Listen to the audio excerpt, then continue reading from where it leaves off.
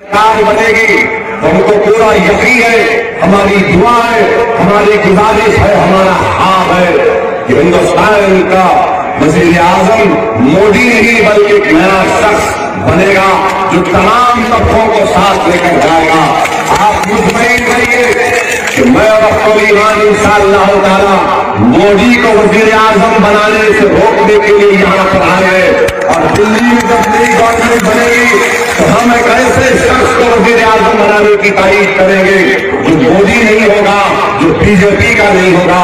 इस बात का मैं आपको दे रहा हूं, वादा कर रहा हूं। और जब हम वादा करते हैं तो हमारे वादे में नीतीश और कांग्रेस के वादे में जमीन आसमान का फर्क है। एक ऐसी सरकार की तारीफ करेंगे जिसका ताल्लुक बीजेपी से नहीं होगा, ऐसा वजीर आजम, ऐसा प्रधानमंत्री होगा जिसका नाम नरेंद्र मोदी नहीं होगा।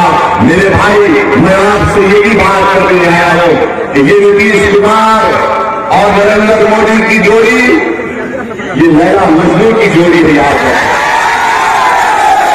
ये लैला मजनू की तरह मोहब्बत करने वाले हैं, ये एक दूसरे को नहीं छोड़ने वाले हैं। जब तक सियासत में रहेंगे एक दूसरे को लपेट कर रहेंगे, एक दूसरे के करीब रहेंगे, ये एक दूसरे को छोड़ने वाले नहीं है। ये धोखा दिए बिहार की आवाम को। नीतीश कुमार और मोदी की जोड़ी याद रखना, ये लैला मजनू की जोड़ी है। अब मैं आपसे ये नहीं कहूंगा कि इसमें लैला कौन है और मजनू कौन है। अख्तरुल ईमान आपका महबूब है।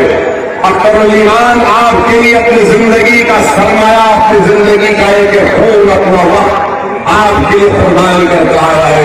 मेरे भाई, मोहब्बत जब आप करके तो रहसन में और मुहिब में फर्क जान लो कि कौन आपका महबूब है और कौन रहसन है। ये 70 साल से हमको डरा डरा कर हमको पहला कर हमारे वोट हासिल किए और क्या मिला हमको।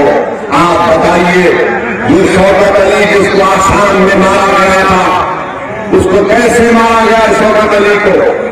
उसको जब मारा गया तो पूछा गया क्या तो बांग्लादेशी है, क्या तो दोष भेजता है? सोचो आप कि थोड़ी देर के लिए अमित शाह कहता है कि अगर हम दोबारा आस्था बीजेपी की सरकार बनेगी तो एनआरसी बनाएंगे। जब एनआरसी बनेगा तो सबको बांग्लादेशी कहेंगे। और जिस तरह शौकत अली को मारा गया उस तरह के वाकयात होते रहेंगे। मेरे अजीज दोस्तों और बुजुर्गों, मेरी आपसे गुजारिश है कि खौफ की बुनियाद पर नहीं, उम्मीद की बुनियाद पर अपने ईमान को वोट दीजिए। डर को सामने मत रखिए, बेखौफ होकर अपने ईमान को वोट दीजिए। आज जो लोग हमको डरा कर और हासिल करना चाहते हैं, हम उनसे कह रहे हैं कि हम सिर्फ अल्लाह से डरने वाले हैं, हम इंसानों से डरने वाले हैं। हम मोहब्बत करने वाले हैं अल्लाह के रसूल सल्लल्लाहु अलैहि वसल्लम से, हमको मोहब्बत उनसे है। मेरे भाई, संविधान को सामने रखिए। आज बाबा साहिब अम्बेडकर की जयंती है, ये संविधान को सामने रखकर वोट दीजिए। डरने और घबराने की जरूरत नहीं है। ये संविधान हमको इस बात की इजाजत देता है कि हम अपने मजहब पर चले।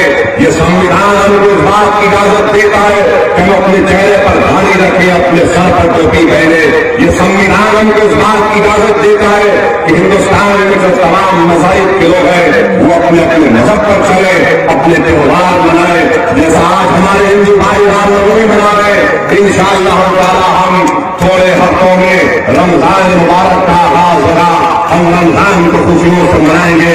और जिस दिन मेरे अजीज दोस्तों और बुजुर्गों 17 रमजान होगी, 23 मई को नतीजा आएगा तो उस दिन 17 रमजान होगी। और जब रमजान होगी तो शिकस्त नहीं हो सकती अख्तरुल ईमान को इंशाअल्लाह। रमजान में हम नहीं हार सकते, आम दिनों में हार सकते हैं, रमजान में तो नहीं हार सकते। और जब 17 रमजान है तो 17 रमजान को आप जानते हैं कि मारे के हक को बातिल हुआ था। 17 रमजान को तारीख ये बताती है कि मुट्ठी भर लोग जिनके जिस्म पर कपड़े नहीं थे, जिनके पास साजो सामान नहीं था, जो दुबले पुतले थे,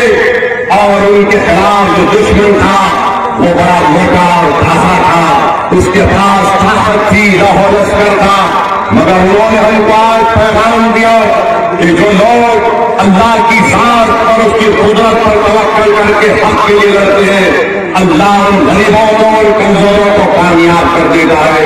मेरे भाई, वही तारीख आज दोहराई जाएगी कि सीमांचल के मुसलमान जिनके बच्चों के जिस्मों पर पहनने के लिए कपड़ा नहीं है, जिनके बच्चों को स्कूल में तालीम हासिल करने के लिए स्कूल की बिल्डिंग नहीं है, हमारे बच्चियों के लिए कॉलेज का इंतजाम नहीं है, हमारे नौजवान अपने रोजगार के लिए हिंदुस्तान के गली कूचों में दौड़ दौड़ कर धूल चाट रहे। आज मैं आपसे कह रहा हूं कि आपका एक वोट इन तमाम नए साथियों का खात्मा करेगा। आपका वोट मोदी को वजीर आजम बनने से लड़ेगा। आपका वोट नीतीश कुमार को खराब होगा। आपका वोट उस कांग्रेस पार्टी को जवाब होगा जो 70 साल से सिर्फ हमारा वोट हासिल कर रहे हैं, इस बुनियाद पर कि हम बीजेपी को रोकेंगे। मेरे भाई, आज ये तमाम नई साथियां किसकी वजह से? क्योंकि आपके हमारे पास हमारे सियासी नुमाइंदे नहीं है। आज अम्बेडकर की जयंती मना रहे। अम्बेडकर ने क्या कहा था?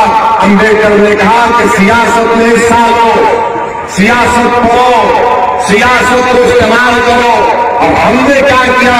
हमने सिर्फ सियासत में हिस्सा लिया, वोट डालते रहे। याद रखो, तुम सिर्फ वोट डालने की मशीन नहीं हो। मैं तुम्हारे पास आपके दरमियान में खड़े होकर आपसे भीख मांग रहा हूं कि तुमने 70 साल सबको वोट दिया, एक मरतबा अपने आप को वोट दे दो, एक मरतबा अपने अपने तुम्हारे सरजमीन के लीडरशिप को पैदा करो। अख्तरुल ईमान की कामयाबी सीमांचल की कामयाबी होगी। अख्तरुल ईमान की कामयाबी वो बुजुर्गों के साथ की काफी होगी जो बरसों से सोच रहे हैं कि सरजमीन को इंसाफ मिलेगा। अख्तरुल ईमान की कामयाबी नौजवानों, अख्तरुल ईमान की कामयाबी नौजवानों, तुम्हारे जोर से फंसने की कामयाबी होगी। तो नौजवानों आगे बढ़ो।